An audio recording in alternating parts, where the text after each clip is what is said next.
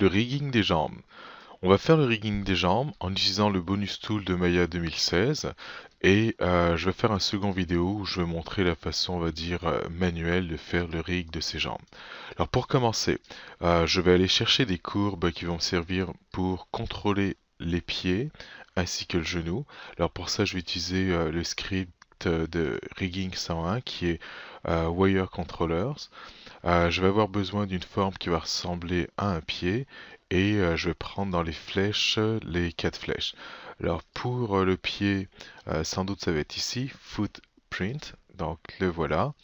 Euh, on va le chercher, je le vois, il est là. Alors sans doute il va falloir que je l'agrandisse. Et le second, j'avais dit dans les flèches, et on va prendre le 4 for fat, celui-là. Alors voilà, j'ai mes deux contrôleurs. Alors je vais les renommer, les placer, etc. Alors je vais cacher la géométrie de façon temporaire. Alors pour ça, je vais aller là.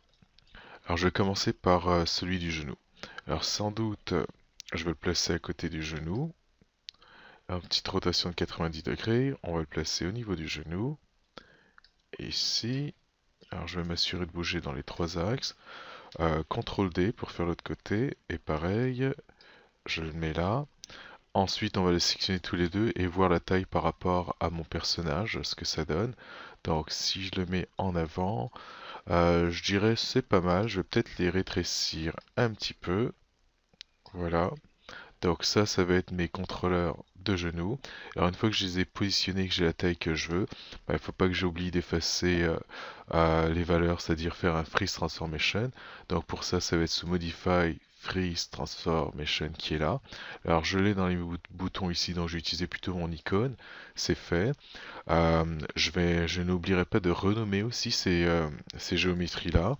Maintenant pour le pied. Alors le pied, alors même chose, on va le positionner. Alors donc je vais euh, utiliser ça comme guide pour le placer au centre. Donc je snap ici, j'affiche ma géométrie. Et là on peut voir que ce pied est pas mal très très grand pour ce personnage. Donc on va sans doute le réduire. Alors j'aurais pu en faire un manuel si je le veux. Euh, voilà, donc je ne vais pas passer trop de temps à faire la forme du pied. Donc voilà, ça devrait aller comme ça. J'en fais une copie, CTRL D. Cette copie, je vais faire un groupe par-dessus, CTRL G. Et dans les scales, je vais mettre mon scale moins X à mon scale X à moins 1. Donc c'est fait. Donc j'ai l'autre partie du pied. Alors mes deux courbes sont là. Ensuite, Shift P pour pouvoir faire un ungroup. Donc ça correspond ici à Edit Ungroup qui est là. Unparent exactement, désolé. Alors Shift P, Unparent qui est là. Alors ce que ça nous donne, j'ai le contrôleur 4 ainsi que le tronc 1 qui est là. Ce groupe-là, j'en ai pas besoin. Alors là, j'ai mes 4 nouveaux contrôleurs qu'il va falloir que je renomme. Euh, Sans oublier, je vais pas oublier de faire mon Freeze Transformation, donc c'est fait. Et à partir de là, je vais pouvoir commencer mon rig de jambes. Je vais cacher la géométrie, elle est cachée. Et dans un premier temps, donc j'avais dit que j'utiliserais mon bonus tool. Alors pour ça, je vais aller dans bonus tool, sous rigging, et ça va être le setup foot, les options. On va commencer par faire un reset. Alors j'aime pas vraiment les noms contrôleur 1, contrôleur 2, donc je vais les renommer un minimum et ensuite je changerai le nom si jamais ça me convient pas. Alors on va prendre comme exemple la clavicule. Ok, je vais prendre ça comme exemple. CTRL C. Je vais me baser sur cette convention de nom. Donc on prend ça ici. Alors max, côté gauche. Alors là ça va être le pied. Alors je vais mettre foot. Et qu'est-ce que c'est? C'est une courbe. Donc la courbe de contrôle c'est RV pour le pied gauche. Donc c'est fait pour ça. Ensuite ici, courbe de contrôle pour le pied droit. On va mettre un R. Et là il va nous rester pour les genoux. Alors là c'est le côté gauche. Alors côté gauche, et là je vais mettre genou. Alors K, N, N, K, N, E, ni. Et là, le dernier, CTRL C. Et là, on va remplacer le L par un R pour le côté droit. Alors, c'est fait. Donc, c'est bien son genou droit et son pied droit. Maintenant que c'est fait. Alors, je vais le faire du côté droit en utilisant le bonus tool. Et le côté gauche, je vais le faire de façon manuelle. Alors, côté droit. Alors, heel joint does exist ou does not exist. En ce moment, on peut voir que j'ai un joint ici qui va être mon joint de talon. Donc, je vais cocher exist. Ensuite, le style. Alors, je vais avoir plusieurs façons de le faire. Alors, vu que je vais le montrer de façon manuelle avec les IK handle, donc je vais choisir IK handle. Comme ça, on va pouvoir voir comparer les deux. Foot control, la courbe qui va contrôler le pied. Pour moi, ça va être celle-là. Knee control, la courbe qui va contrôler le genou. Ça va être celle-là. Donc, c'est fait. Ensuite, je vais sélectionner deux joints. Alors, la hanche ici, ainsi que la cheville ici. Et là, je vais faire Setup ou encore Apply. Alors, il me demande un préfixe. Alors, le préfixe, pour l'instant, je vais mettre max, et sans doute, il va falloir que je renomme de façon à ce que ça se double pas, qu'il n'y ait pas deux fois max écrit dans le long, comme on peut le voir dans les courbes ici. Alors, OK. Alors, voilà, le rig est fait. On peut le tester. D'ailleurs, si j'utilise la géométrie, je vais faire un petit bind assez rapide de façon à ce qu'on voit ce que ça donne avec la géométrie. Alors pour ça, je vais prendre pas celle-là, je vais prendre le proxy plutôt. Alors je vais prendre cette partie-là que je vais attacher à ce joint-là. Alors sous Skin, Bind Skin, je vais dans mes options. Alors ça va être ici un reset, alors Selected Joint, et le maximum de joints qui va influencer cette section-là, ça va être juste un seul joint.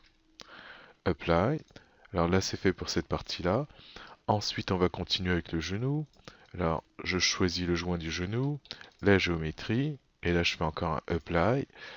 Ensuite, il va me rester cette partie-là qui va être reliée à la cheville. C'est fait. Et pour terminer, ça, cette partie-là, à l'orteil. Donc le devant du pied, ou à la plante de pied exactement, l'orteil est là. Donc plante de pied.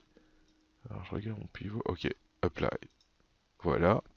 Je peux fermer ça et ça va me permettre de voir un petit peu mieux ce que ça donne en termes de rig. Les joints, on va les cacher de façon temporaire. X-ray joint, ils sont cachés. Et là enfin on peut essayer. Alors la première chose, je prends mon contrôleur. Alors je peux voir qu'il y a eu du ménage qui a été fait, c'est-à-dire les translations sont encore présentes, ce qui est normal, j'en ai besoin pour faire ça. Ensuite, les rotations encore présentes, alors ce qui est bon parce que encore là, j'ai besoin des rotations pour positionner mon pied. Ensuite, alors les scales ont été enlevés, normal, j'en ai pas besoin. Heel pivot et twist pivot, sans doute ça on va ajuster cela. Alors on va l'essayer. Alors voilà ce que ça donne. Alors on va faire l'ajustement après. Ça nous donne ça. Heel lift. Alors ça c'est intéressant. Donc pour lever, on va dire le pied, comme on peut le voir. Toe pivot. Donc le pivot par rapport à l'orteil. Toe twist, ça nous donne ça, et le toe wiggle qui va nous donner ça. Donc voilà tout ce qu'il a créé. Ajustement. Donc pour l'ajustement, je vais aller un petit peu en dessous du rig. Donc j'ai ma courbe qui est là, et là j'ai cette première note, ce premier groupe qui correspond à max heel pivot. On va le prendre. Je vais cacher ma géométrie. Et le pivot, on peut voir qu'il était placé à cet endroit-là. De préférence, peut-être que je vais d'abord remettre toutes ces valeurs-là à 0. Donc tout est mis à 0 pour avoir la position initiale. Et maintenant que j'ai la position initiale, je vais pouvoir prendre de nouveau ce groupe et positionner ce pivot-là à cet endroit-là qui correspond au talon de mon personnage. Alors pour ça, je vais utiliser soit la touche insert et utiliser mon snap au point, ou avec les touches D comme delta, D, ensuite V pour snap au vertex, et là je suis capable de bouger mon pivot, le mettre au talon. On va essayer maintenant l'ensemble.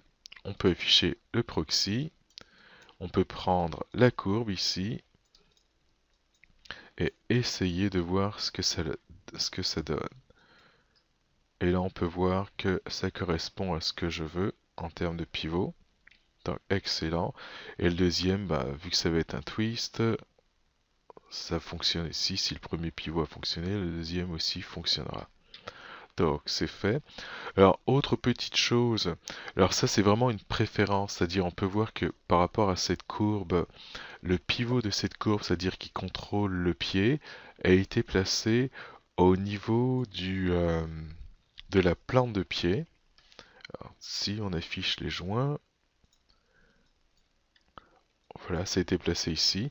Alors ça va dépendre de la façon dont vous aimez animer. J'ai une préférence, je préfère le mettre au niveau de la cheville. Donc sans doute ça va être quelque chose que je vais déplacer. Alors ça, on va cacher les joints un petit peu.